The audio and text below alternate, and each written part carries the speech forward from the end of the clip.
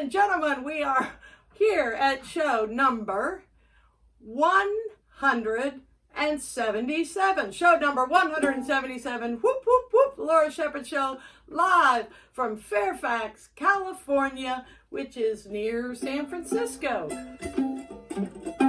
Woo! We got a pick here. There we go. This is an old 1920s Washburn mandolin that was in the house that belongs to my friend John Reed. Something's gonna happen and it could be good. Something's gonna happen and it could be good. Something's gonna happen and it could be good. Something's gonna happen like we do. It would. Who knew we'd have another show? Oh, well, things will change. The leaves will fall and it will rain. Transform before your eyes. No time for chasing. Why?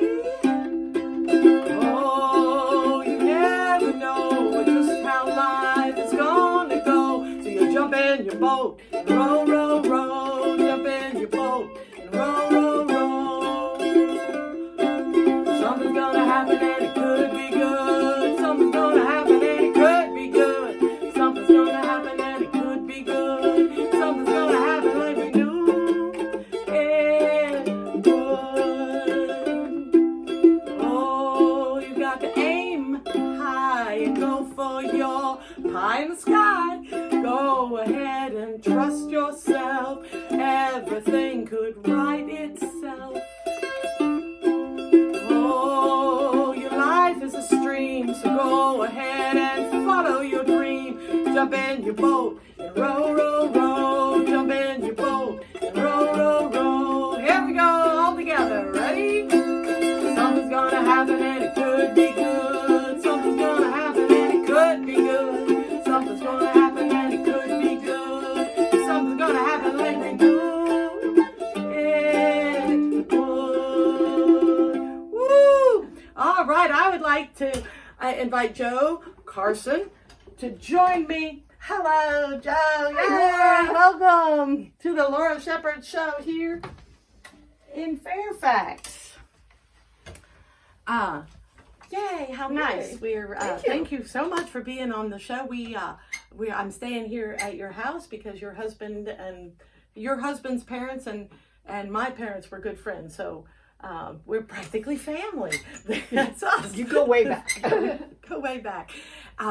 And you are interested, and we are talking today about Feraferia. That's what we're talking about. So can you give us a little description of Feraferia? Right. Talk to the people. All right. Feraferia was first brought to my attention in 1970 by a friend, and I was told that it was kind of a nature worship group, and it was centered around the idea of the divine feminine or the goddess. And I thought that sounded very interesting, and I'd never heard of that before. And you mean you'd never heard of like goddess worship or no? What, you grew up Catholic or Christian? Protestant, standard Protestant. Christian. Yep. And just nobody was talking about the goddess in 1970. I mean, maybe somebody was, but I hadn't heard about it. Okay. Yeah, okay. And I was like this hippie, and I was at UCLA Film School, and I just hadn't heard about it. So when I did hear about it, I kind of perked up, and I thought, wow, that sounds really interesting. I wanted to know more. So my friend introduced me to Fred Adams, and Fred Adams is the person who had a vision of the goddess in 1956.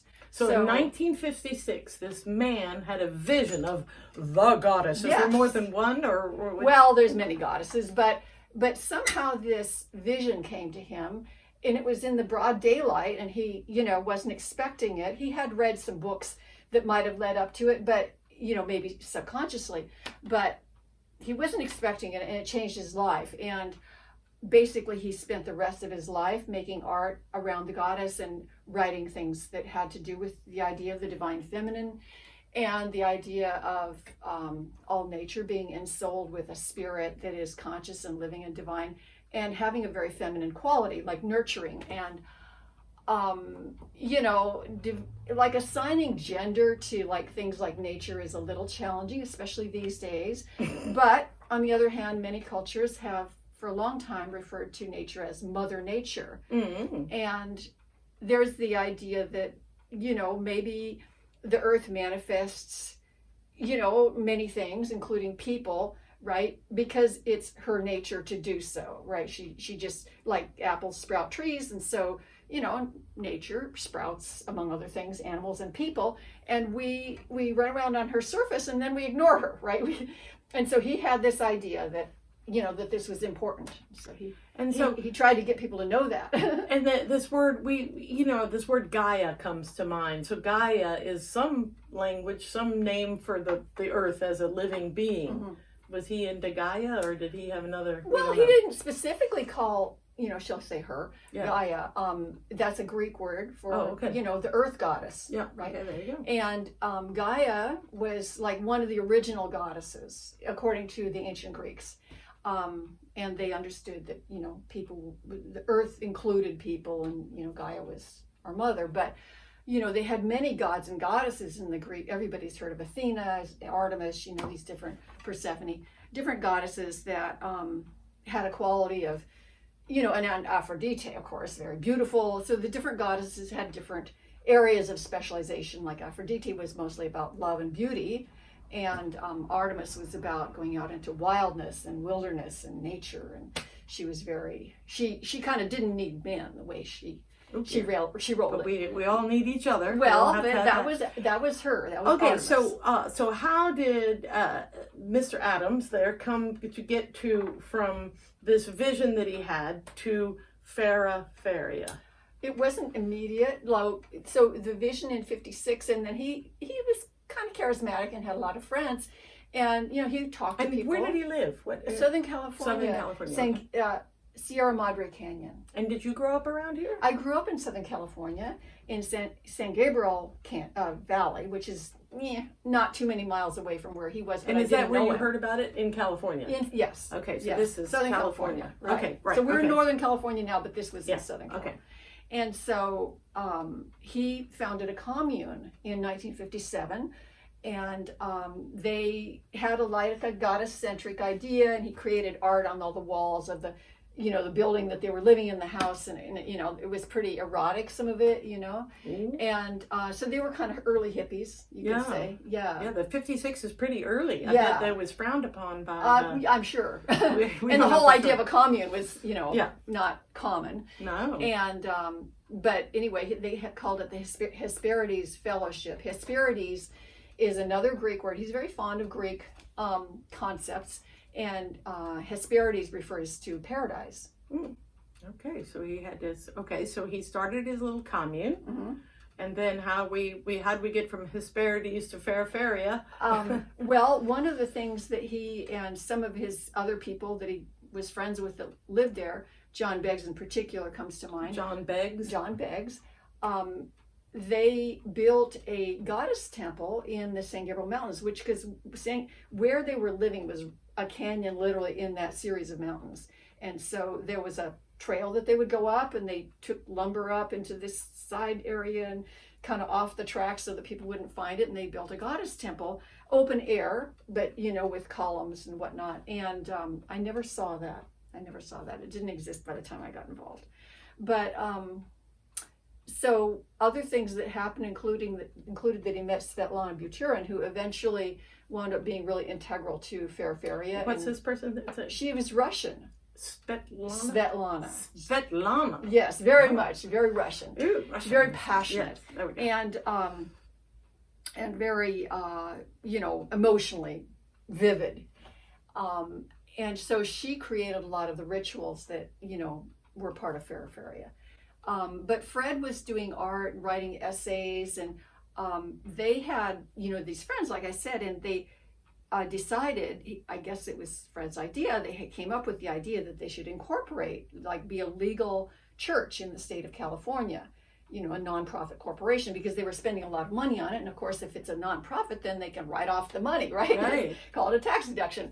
So it was partly, you're spending all this money on the church, you should be able to deduct it. So they did that. They had a friend who was a lawyer, and August 2, 1967 was when they got their legal incorporation. and that was on a special day called Lammas or Loaf Mass, or Lunasaw, has several different names, but it's one of the holy days in the Wheel of the Year. In the Wheel of the Year. The Celtic Wheel of the Year. Celtic Wheel of the Year. Now, so then shortly thereafter you come along and meet them. Yeah. Now, did you join a cult? Was it a cult? Not really. Not really. So Yeah, so it was a group of people, but they weren't a cult. No, they were. I mean, people have different ideas of what a cult is, and I guess any religion that's not one of the big mainstream religions is technically a cult. That's what they say, sociology types.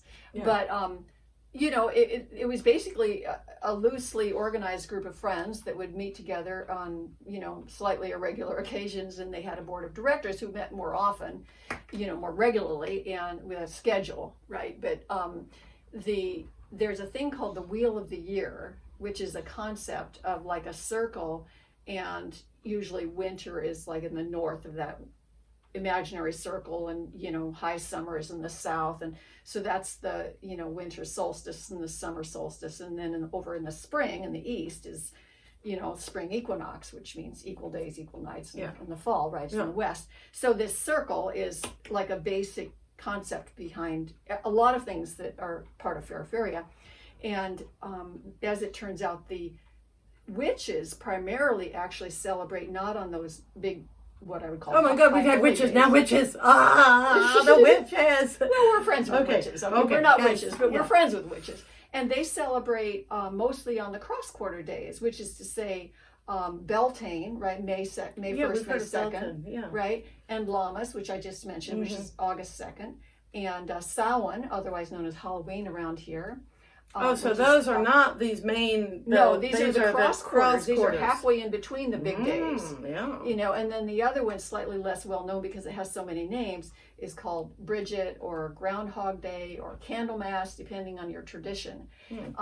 And Bridget is like an Irish deity, but also a saint in Ireland. So that's St. Bridget's Day there, right? Here we just call it Groundhog Day, right? Because we're not religious here, right? Or something, yeah. But yeah, so so this group had gotten together, and did they have a stated goal? Well, yeah, there's actually a number of goals, and but probably the most central one is to reactivate this idea that there's this kind of initiatic code that the earth itself provides through the changes of the seasons, and that if we as people are able to attune ourselves to what the earth is constantly teaching us through these changing seasons, that we will be in harmony with the earth will flourish, and we will flourish. All sounds very reasonable to me. Yeah. Okay, so you get involved with this group of people, and then how did we get to where we are now? Well, the thing about Feraferia is it's a little difficult to grok.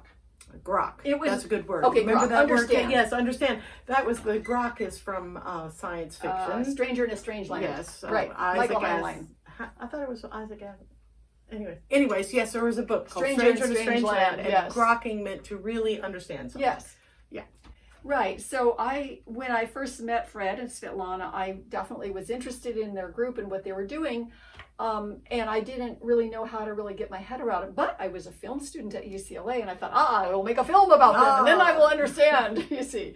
And that actually happened. I made a film. It's called Cori, Goddess of Cosmos. Cori, Goddess of Cosmos. That was the original name. Then I changed it to A Dance for the Goddess, actually. A Dance for the Goddess. And that film was, you can't film 8 rituals because there's too many, people get bored stiff. Yeah. So I limited it to the solstice and equinox rituals, right?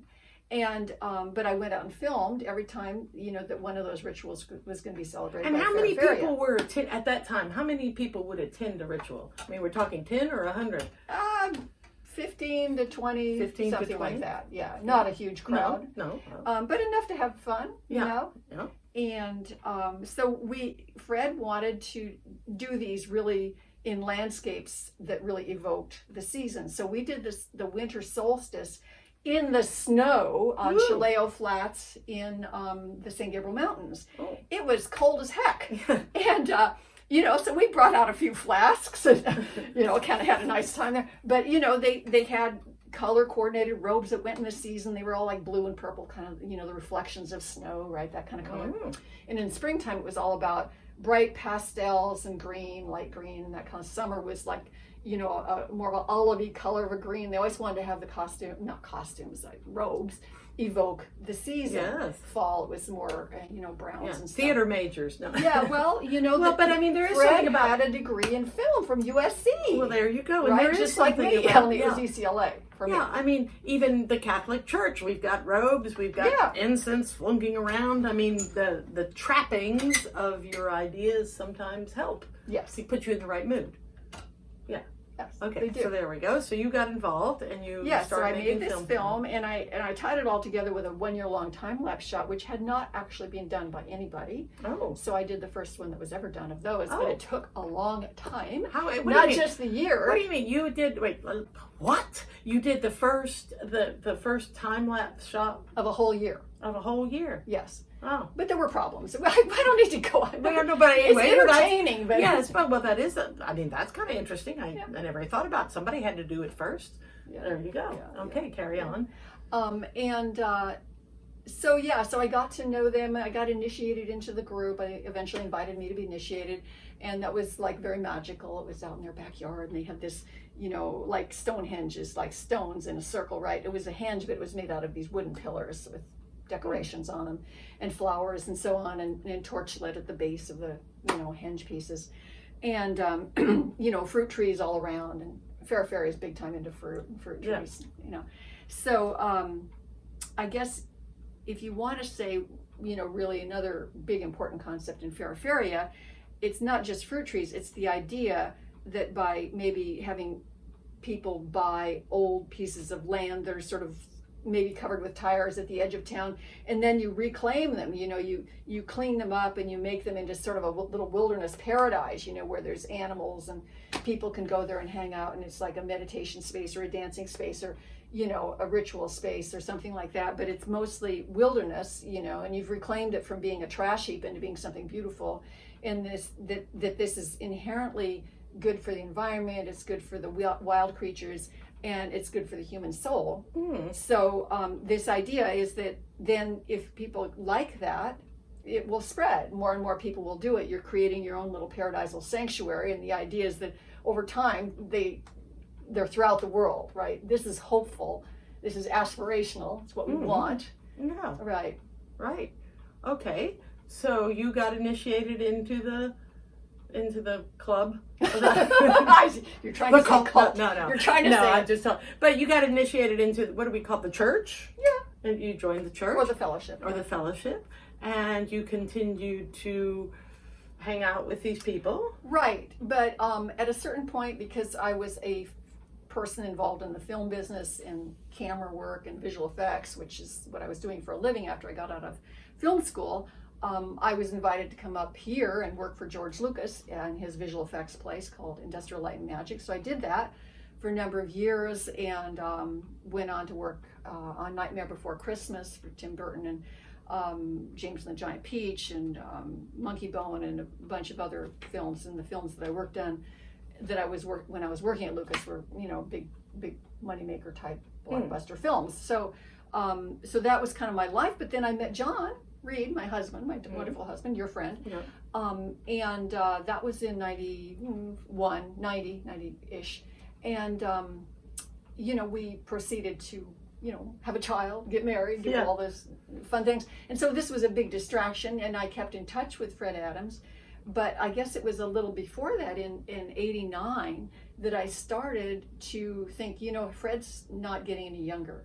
And he's got so much to say, everything. He's brilliant, and he's charismatic in his very quiet way. And I thought, his health is kind of going down. I want to start shooting film of what he has to say. So I got it all organized, and I started shooting this film.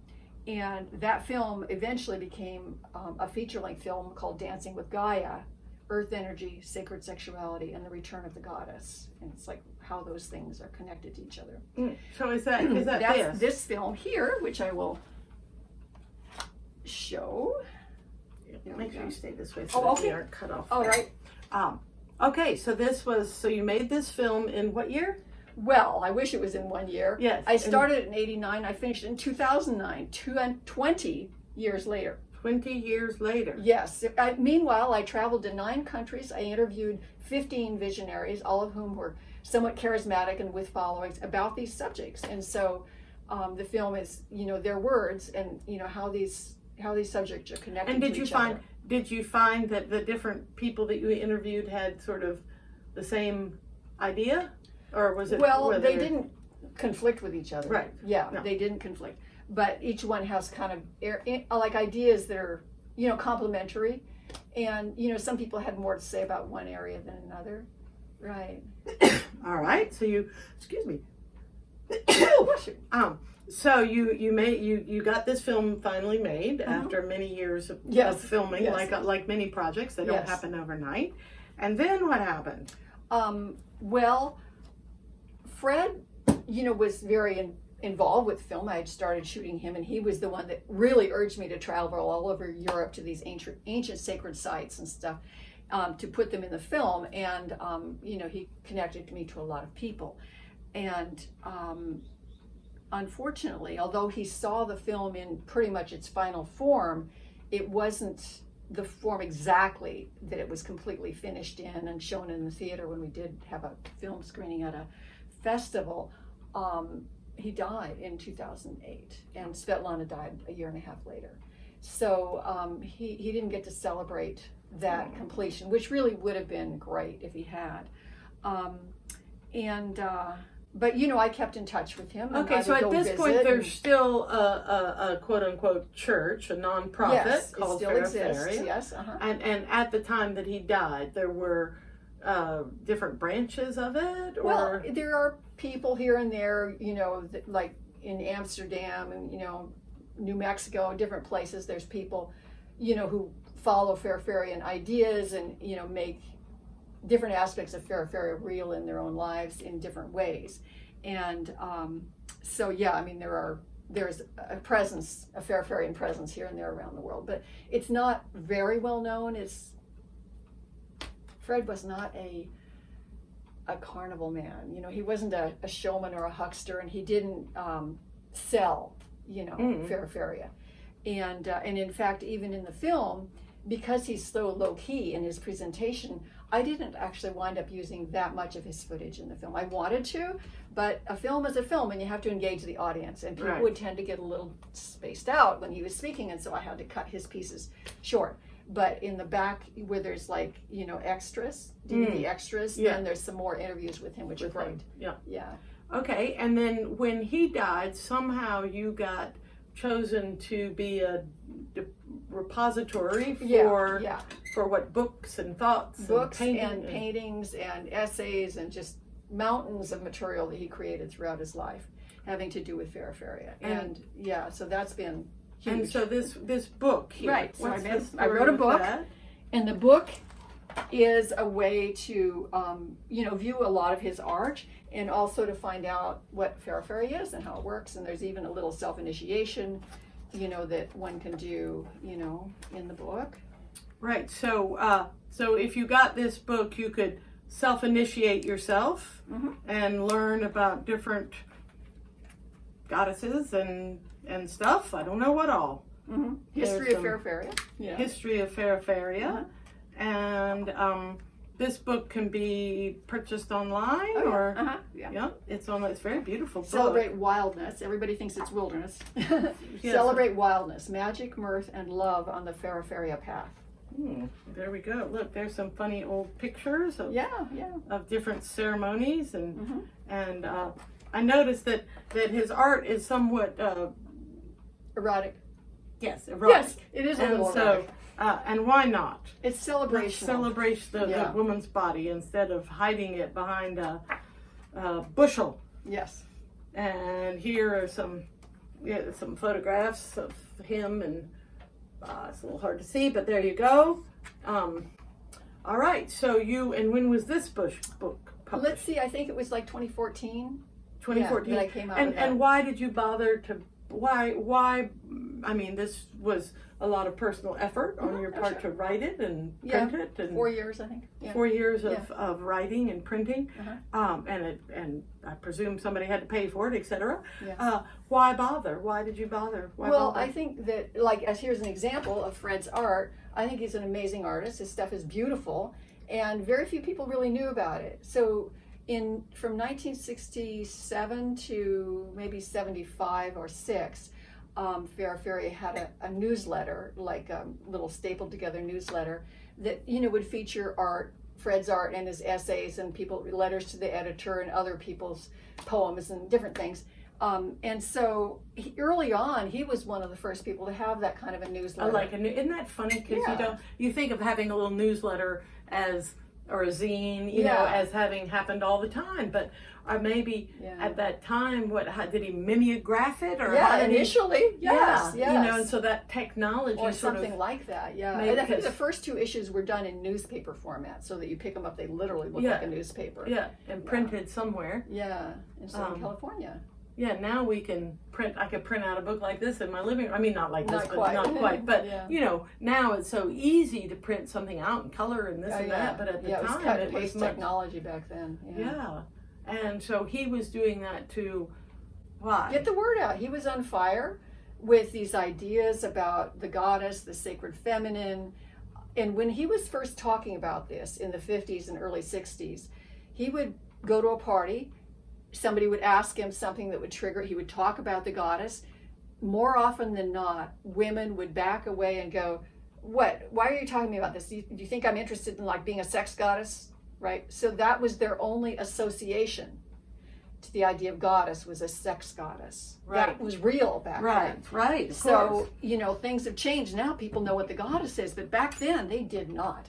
And for some reason, the goddess touched Fred instead of a woman. So, because that happened, he spent his life trying to get the word out, and he did publish that newsletter, and for a long time, and also in Southern California at that era, and we're talking late 60s, mid 70s, all the people who identified as pagan, which means people of the earth, right? That's from the Latin pagana. Witches! It's from the Latin word pagana, which literally means countryside. Okay. So a pagan is somebody that lives in the country, as opposed to the people in the city who had converted to Christianity. Oh, okay. So a pagan is a country person. Okay. They used to put them down. They are country bumpkin, that was the put down. You're a pagan, But it wasn't like a religious, like you're this evil person. It was just like you're a bumpkin. That's how it was, in Italy, for instance, when they were converting, when the Caesars were busy converting to Christianity. And so now, it's interesting. I had a woman on the show that ran a crystal shop, and she says, the baby witches, she calls, young women who are just getting into witchcraft, the baby witches, and only in the nicest way. But, of course. And so we have, if you look at Christianity, we have this idea that witches, pagans, and I guess there's all kinds of sects, if you will, of witchy and pagan, and I don't know what you have to do to become initiated as a witch, as opposed to a Feraferia person. Now, does Feraferia still exist as an organization? Yeah. With a board of directors? Yes. And do they still have meetings, and can I become initiated if I want to? It's like a person has to express interest and, come around for some events and, maybe, read the book and say, I'm keen on this, let's talk. I'm not going to just initiate anybody that walks in the door and says, initiate me. I'm just like, no, you got to be sincere. And what happens to you once you're initiated, then what do you do? Well, you might say there's levels of involvement with Feraferia. So the outer level would be people who just maybe come to the rituals, the festivals, right? And then maybe the next level is people who get to know us well enough and they become initiated, and they maybe build a henge of their own. A henge, like Stonehenge is a henge, right? I mean, the word means hinge. Hinge, yeah. Like the hinge, a door opens and closes, right? Well, the year, when we think about the calendar year, it's like the days get longer for the whole spring, and then the hinge closes, and the days get shorter. And so that hinge, the hinge of the year, is a concept behind the word henge. At least for us it is. And the word henge is used maybe a little differently in England because it's supposed to be a ditch as well as a circle of stones usually. They had some wooden hinges. Anyway, so people can make their own henge. And as you become an initiate and as you study the material in Feraferia, you can learn that each of those positions of each stone, if you make a stone henge, actually points like to north or northeast or northwest and west and so on, or east. And so each of those stones has a multitude of associations with it. So east is usually going to be going with the idea of air, sunrise, dawn, new days, breath, new life, new ideas, right? All that stuff. And in our system, it goes with, like, there's these 4 magical elements. And so it goes with the wand, right? As opposed to the sword or the pentacle, right? Or the, whatever the other thing is.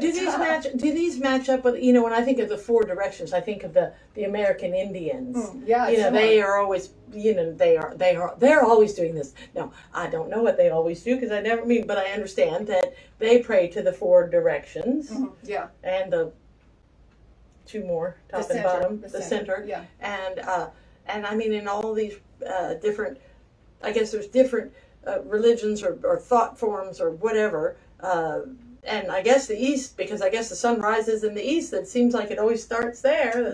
Beginnings. There's always new beginnings in the east. So people can pretty much agree about that. Yeah, this isn't rocket science. Okay, there we go. And most people agree that south is going to be, because it's midday, right? It kind of goes with, if you look south, if you're in the northern hemisphere, you look south and you see the sun at midday blazing, heat, right? Lots of heat. So pretty much everybody agrees that if you're going to assign an element to a direction, that south should get fire, right? Earth, air, fire, and water, right? So in our system, south gets blades or swords in our tarot system, because blades are forged in fire. Now, for some people, blades go with the east, and some people blades go with air element. But for us, we go with Empedocles, who was an ancient Greek who devised this idea of the 4 elements, and that he assigned what direction each one would go with. So we go with Empedocles. Okay. And so, in one of the things you've done is design a tarot deck. Right. A deck. Yes. Oh, okay. So let's talk decks here for a minute. How, so show us this one deck here. Which one? I guess this one is a more traditional. Right. This is your traditional deck, the Weight Rider deck. And some people are afraid of tarot cards because I guess that it's that or the Christian people feel that this might be scary. Work of the devil. Work of the devil. And this is the Fool in this deck. And how many? And so in this deck, the swords are. If I remember correctly, because I don't really use the Rider-Waite deck too much. Yeah. But I believe that they put the swords in the east with the air. Yeah. Mm-hmm. Okay. And how many cards are in a deck? 78. 78 in a traditional deck, and I don't know too much about it. This is the Fool. We like that. All right. Let's see another deck. Well, I'll just say very briefly about tarot for those people who aren't used to using tarot. That it's a system that helps you think about what's going on in your life. And a person will come with a question, and the person who's doing the reading will listen to the question. The person who's got the question is called the querent, and they'll shuffle the deck and so on. The querent. The person with the question. The querent. Yes, I like that word. They'll lay them out in very specific patterns where each position means something. And so then the reader will help them understand aspects of the question that they have by looking at this or that card in particular positions. And there's 10 cards, if I remember correctly, that get laid down in your most standard readings. And by the time you add up all those cards, you can get a lot of information. You can bring up a lot of ideas. And the person who has the question is going to tune into those ideas and think, okay, how does this apply to me? And hopefully they're sincerely listening with an open heart and just through process of synchronicity, which is like fortuitous circumstance, things that happen just right, they usually will get an answer to their question. Yeah. Yeah. So, and you get a card like this. This is the Eight of Cups, and I guess if you are a practitioner of using a tarot card, the Eight of Cups has certain attributes associated with them. Right, and it's going to be. I guess I should talk about our deck, because our deck is a little different. Okay. We still have earth, air, fire, and water. We still have the same four, elements, you might say, or attributes. So, wands in the east, five swords. Yeah, let's see your field. Okay. Yeah. So, this is, we like the idea of but you still have a Fool deck. Right. Fool we still have a card. Fool. Okay. The names of the cards are very similar. They're not identical. Okay. But how many cards in your deck? 80, actually. 80! Uh-oh, what's happened here? We've got 2 additional cards. What? How dare you? Because we thought there needed to be a place for every element that happens during the year. And we have in our year a thing called Leap Day, which only happens every 4 years. But your standard deck, if you do try to assign it to the weeks of the year, or the days of the year, or the seasons of the year, we're stuck with an anomaly, which is that every 4 years you get this leap day, and what do you do with that? But our deck has a special card for leap day. Okay. And it's understood to be the leap of creation. So it's the card that I was working, because I've been working on this deck for 9 years. So the card says currently creation, and we're actually going to change that to conception. Yeah. And when you say you're working on it, and so here's the Two of Wands, playfulness. And so the artwork Is in by this Fred deck Adams primarily. is primarily Fred Adams' artwork. Mm-hmm. And you by yourself, or you with others, why'd you decide to make a divination deck?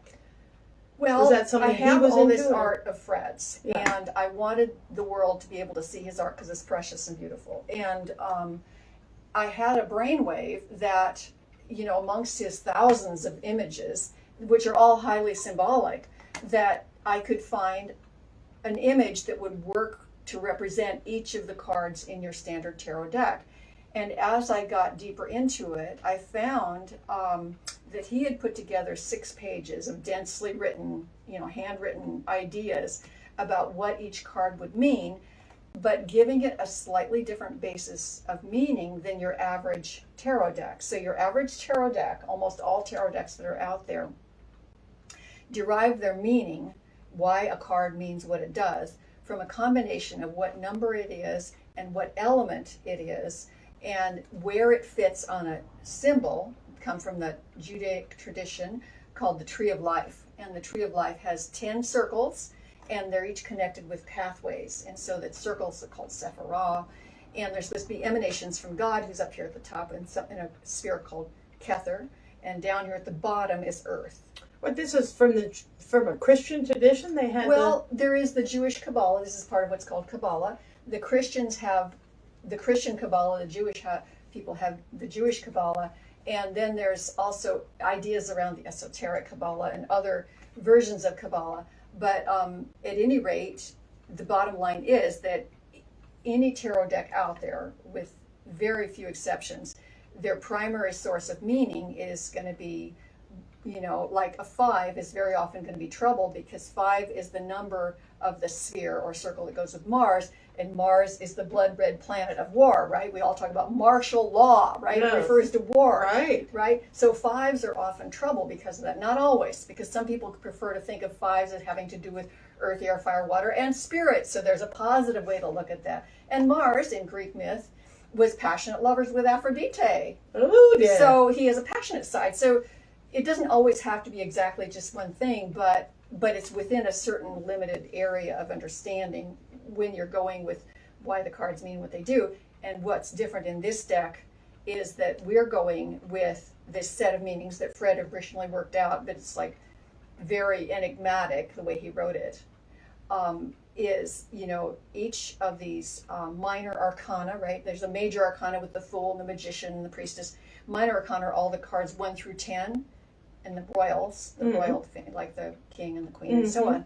And so each of those cards has a meaning because they're assigned to different planets, right? It's the same planets that are the visible planets. So Earth and the moon and the sun are considered planets for the sake of discussion, because we don't have a word that encompasses all those spherical things out in the sky, right, including our own Earth. But there's 8 of those, and so these are the 8 spheres that are in a circle. I was talking earlier how Feraferia has a circle as its primary image of understanding how everything's related. And so these planets fit in the circle, and then they have relationships with each other, and those relationships are what flavor these minor arcana. Well, that is very interesting to me. Speaking of circles, this Yes. is just for fun. This is a circle deck. What's the story behind this The deck? Mother Peace deck. And so And here's this the deck has Fool been on out that for one. quite a while. I forget exactly how long, maybe the 70s. And the cards are actually circular, which is great. And it's very female-centric and has very cool imagery. It looks, kind of simple, with like simple colors that go with, primary colors that go with it. And I really like this deck. It's a great deck, and one thing I like about it is that it's primarily positive. There are some edgy things that you can get into, but it's not like a deck that you're going to get oh man, my life is going to be a wreck because I got this reading that says that everything's going to go bad. It's unlikely that you would get a reading like that. The deck is oriented towards always giving you solutions to problems rather than just telling you what potential problems there might be. And in that regard, our deck is somewhat similar. We don't want anybody to have a real negative experience of getting a reading with this deck. And there are cards in there, that are going to be somewhat negative, like the Tower card, and what you call the devil, although we've renamed it Pan, the great god of wild nature. But there are some cards that definitely have a more negative, edgy quality. There's a card called Oppression, as an example. So yeah, some cards definitely have an edgy quality, but even built within the definition of what that card means in the book that I'm writing, the 300 and some page book, it does tell you here ideas on how to deal with this specific energy so that you can get past it. Well, I knew that you were making a deck, and so I brought you as a gift this deck. These are called Q cards. They're made by a company called Zolo out of Fredericksburg, Virginia, and they also have a Fool involved. And these are completely different in that the cards are like mere seconds to spare, or watch your back, which could be negative or positive, jackpot. And you can do divination with tarot cards, with round ones, with these cards, or what's the one where you open a book? What's that called? Bibliomancy. Bibliomancy, which involves just having a question in your heart and opening a book and reading a passage or a sentence out of it. Right. And so maybe it really doesn't matter what's on the cards at all. Does it? I mean, or... Well... so these are for you. Thank you. That's a lovely present. I do like this. Yes. So I would like to say this, that in the process of getting a tarot reading, a person ponders, okay, what's the important thing that I need to really get information on right now? So you really ponder that. It's not flippant, right? You think about it, and then you hold on to the deck, and you hold it maybe to your heart, and you mix the cards up, shuffle them, and it's kind of like magic, booga booga, okay, magic. Somehow as you shuffle the cards and think about your question, somehow it seems that there's a little room for some magic there to come in.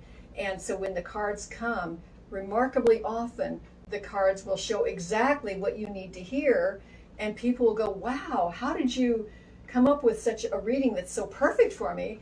And it's just, that's the process. And because there are a lot of cards involved in the reading, I mean, sometimes we do a 3-card spread, sometimes we do a 5-card spread, right? Past, present, future. Maybe if it's a 5-card, it'll be like, forces that are helping you up at the top and forces that might be challenging down at the bottom, so that's 5 cards. You might do a 6th card if it's like, it didn't seem to really answer your question. You do one more card to say, okay, going forward, further into the future. And then, your standard Celtic cross method has 10 cards, if I remember correctly. And that's a lot of cards, right? So you have a signifier card that symbolizes yourself, a crossing card which symbolizes what's, the current problem for yourself in past, present, future, and then other things, hopes, dreams, aspirations. And so there's a lot of opportunity there for a person to go, yeah, that's really speaking to my problem. Whereas if you just pick up a book at random and open up and go, okay, that, and you look at the sentence, how much complexity can there be? Yes, well, sometimes, and then there's flipping of a coin. Yeah, should I go left? Should I go right? And sometimes that's all you need is a flip of a coin. You're absolutely right. Sometimes that's all you need. And I guess the card reader. So you do. Do you consider yourself a card reader, quote unquote? I have read for people, and sometimes I do read for people. It seems to work out. It's interesting and fun. Yeah. But I don't put myself out there as, I'm a tarot reader, primarily. I'm primarily somebody who's really, excited about the ideas of Feraferia, about celebrating wildness, about bringing nature into our lives. Some of the practices of Feraferia include, we'll go out almost everything we do is outdoors, in nature, ideally wild nature, but we do have a little stone henge here in our yard, and we meet there and, do rituals there, circumambulate and sing and chant. What's that word? Make a circle. Walk around in a circle. Circumambulate? Yes. I like circle, that word. Walk, ambulate. Yes. And, and we raise energy, right? We do blessings and different kinds of offerings, to the deities of the moment. And I guess that's even a church. I keep going back to the Christian church, just as a you have a christening.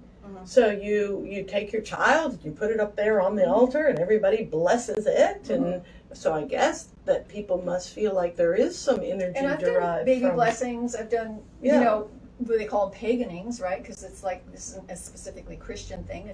It's just what the people in the country have always done. So pagan country. And so, we've done christenings, and or I should say baby blessings and paganings. Yeah. Among other things. There's weddings and memorials. We've had some people definitely that have passed away, including obviously Fred Adams and Svetlana, so we had Feraferia memorials for them, right? And so you're working on this tarot card, and eventually, real soon, that they'll be available if somebody wants to find them. And if they, can we look up Feraferia online? We have a website. You have a website? There's a Feraferia Facebook page. We have a group, Friends of Feraferia, for people. The way Facebook works, you have to be a friend of mine, but if you ask me to be your friend and say Feraferia, I'll definitely say yes to the friend request. And, the Feraferia website we've got 200-300 articles. It's a big website with lots and lots and lots of information on it. And what's the address for the website? It's feraferia.org. Feraferia. Now, should we spell Feraferia Sure. for people? Let's see here. It's on the cover. It's on the cover. I'm not so much of a speller. So Feraferia, right there, Feraferia, which means celebrate wildness, right? Fera is like feral, like wild, and feria means like a country fair, like a big festival. So fun. Celebrate wildness. Celebrate wildness. Yeah. And other than getting this deck done, where do you see yourself in Feraferia? Shall we pull a card on your future? Yeah, really. Let's see. We'll use one of these. I will have a. Let's see. What it says. What is your? So we'll see. Would you care to get yourself a card? Or? Okay, well, I gotta shuffle it a little. So she's got to shuffle it a little ceremonial question here. Yes. I see a card just wants to be pulled. Okay, that's the one. See what it says. It says, stay in bed. So I don't. Now you have to decide what that means for yourself. It could I mean suppose anything. a rest after It could your be hard rest. labors, or what else could stay in bed mean? Make whoopee. Continue to. So I guess you don't have a plan. The plan is to get the cards done at the moment. I want to get the cards done and really kind of get that behind me, to be perfectly honest. Yes. I want them to be available people because I think it'll be a good influence on the world. Yeah. And I didn't really say this, but like the traditional tarot deck, the way the meanings are assigned, it's very much a hierarchy. There's a ladder between Earth at the bottom and God up at the top, and you're supposed to go up this, sort of staircase situation through, all these spheres and on these paths, and eventually you join with God. But that's a real hierarchical situation. And what we're trying to promote with the idea of a circle as being the basic spiritual format to understand reality by is that there's sort of like center in the middle where everybody has equal access to the divine source.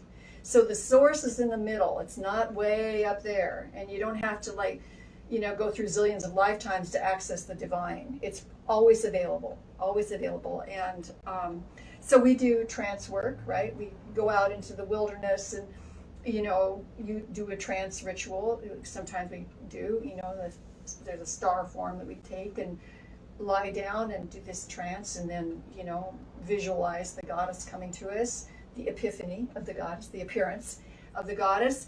And then, maybe take a little leaf or twig or small stone from that wilderness location, bring it back in, put it on the altar here in the house. So now you have a memory that's physical, and you might do the similar ritual at home later, and it's winter and you can't go outside in the wilderness, but you visit that place in your imagination as you're in trance, right? Or it can be as you dream or get ready for dreaming in your hypnagogic state or coming out from dreaming, because those are states when you have access to a lot of things that are not necessarily everyday consciousness.